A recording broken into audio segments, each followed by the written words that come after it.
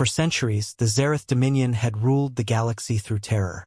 Their war fleets swept across the stars like storms, burning worlds and enslaving entire populations. No species had resisted for long. The Vesh crumbled. The Alran bent the knee. Even the mighty Jackar, once hailed as warriors of legend, were broken and chained. The Zereth believed themselves unstoppable. Then humanity arrived. At first, the Zereth barely noticed the newcomers. Humans were late to the stars, their fleets small, their colonies young. To the Dominion, they were just another species to crush. So they struck. The first human colony world, New Horizon, was erased in a single day. Orbital defenses shattered. Cities burned. Millions slaughtered. The Zereth warlord broadcast the massacre across the galaxy as a message. This is the fate of those who resist. Other species watched in despair. Another people would fall, another name added to the list of the broken. But humanity was different. On Earth, leaders gathered in silence as the images of New Horizons' destruction played. For hours, no one spoke. Grief weighed heavy, but grief soon hardened into something else. Fury. Admiral Marcus Vale stood, his voice steady. "They think we will kneel," he said. "They think fear will tame us. They are wrong. We will not bend. We will not bow. Enough." And with that word, enough, humanity declared war. At first, the galaxy pitted them. No one had ever defeated the Zereth. Entire coalitions had tried and failed. How could a young species hope to succeed? The answer came at the Battle of Tragos. The Zereth fleet, 100 strong, descended upon a human shipyard. Outnumbered 5-1, humanity should have broken. Instead, they fought like demons. Human ships weaved through enemy fire with impossible maneuvers, striking weak points the Zereth hadn't thought vulnerable. When the Zereth boarded, expecting easy slaughter, they met human marines. Deathworld soldiers who fought with savagery and cunning the galaxy had never seen. The corridors became charnel houses.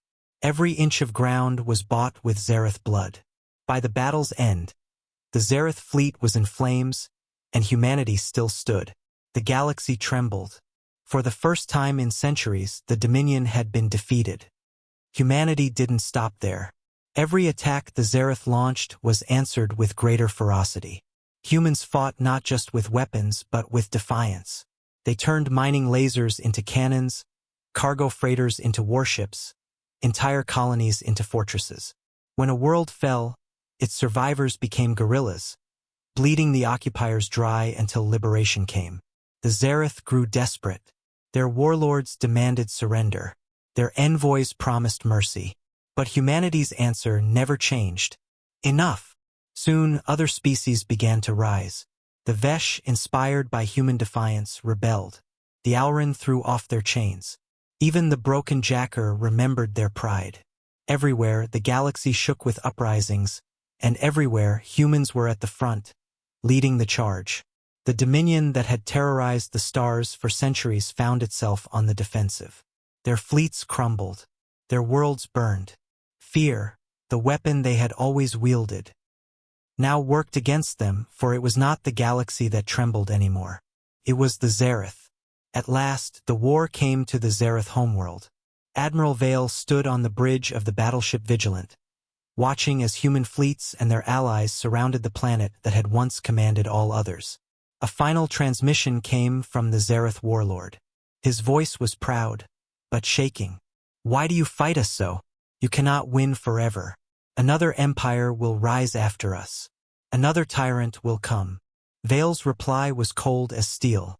"Maybe, but not you. Not today. Not ever again. You wanted fear to rule the galaxy. We answer with this. Enough." The bombardment began. The galaxy changed that day. The Dominion's terror ended, shattered by a species too stubborn to break, too furious to surrender. Humanity became a symbol, not of conquest, but of defiance. To the oppressed, they were hope. To tyrants, they were a warning. And across the stars, one truth was whispered in awe and fear alike. The Zereth terrorized the galaxy, until humans said, "Enough."